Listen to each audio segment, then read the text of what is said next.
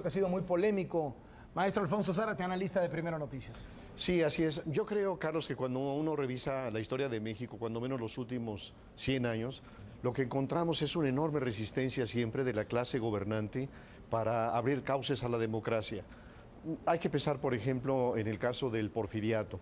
En el porfiriato, uno de los grandes ideólogos del porfiriato, Justo Sierra, decía, por encima de todo, la paz. Y este argumento relegaba el tema democrático porque el país venía saliendo de una etapa de guerras intestinas, de guerras con potencias extranjeras y desde luego de lo que se trataba era de preservar la paz como una condición de viabilidad del país.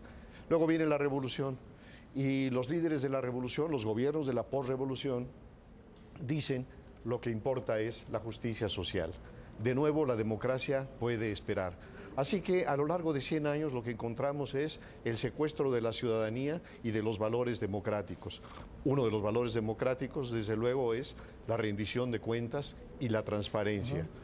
Y estos largos años de autoritarismo se caracterizaron, entre otras cosas, por, en primer lugar, el endiosamiento del presidente de la República.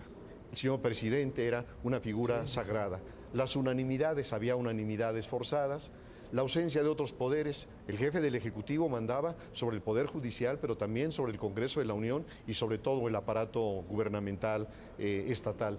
Los fraudes electorales, uno muy significativo en Chihuahua en 1986, que el propio presidente Miguel de la Madrid justificó como fraude patriótico, es decir, había que hacer el fraude para evitar que la reacción tuviera el estado de Chihuahua.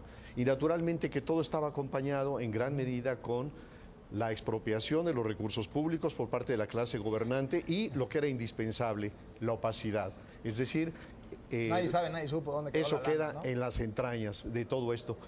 Bueno, de ahí la importancia, el valor de ciertos grupos que empiezan a promover transparencia y rendición de cuentas.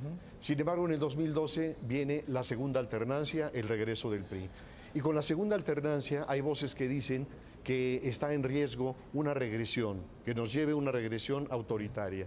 Y otras voces dicen no va a poder haber este regreso porque tenemos una incipiente división de poderes, mayor autonomía de los medios de comunicación, observatorios ciudadanos, etcétera.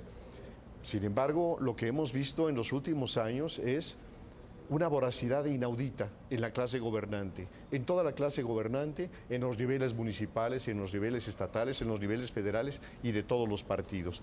Tratan de enriquecerse de la manera más rápida, más pronta y desde luego más impune. Y frente a estos impulsos graves, preocupantes, lo que tenemos es una reforma constitucional que busca una transparencia que inhiba la corrupción.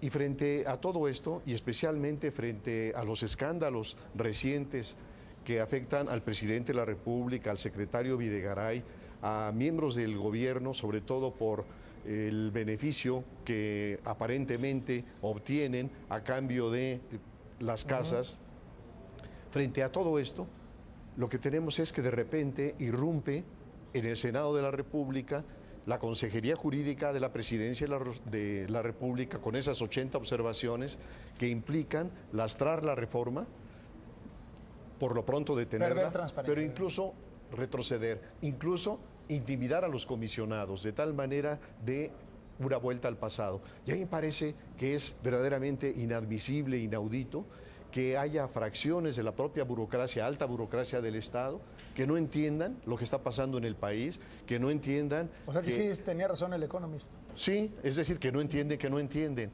Y creo que frente a estos deseos de volver atrás las cosas, es muy importante que los senadores de la República actúen con dignidad, que actúen con independencia y que sigan adelante en este proceso que lleva 2 años, por cierto, ya rebasaron el límite constitucional que ellos mismos se fijaron, que han incorporado voces, experiencias de los sectores más progresistas, de la academia, de sectores sociales y que no permitan este retroceso. Si queremos que nuestra democracia vaya consolidándose y vaya avanzando, es inadmisible un retroceso y lo más lamentable es que en este caso las propuestas en ese sentido provengan de Los Pinos. Muchísimas gracias, maestro Zárate, analista de Primero Noticias. Volvemos.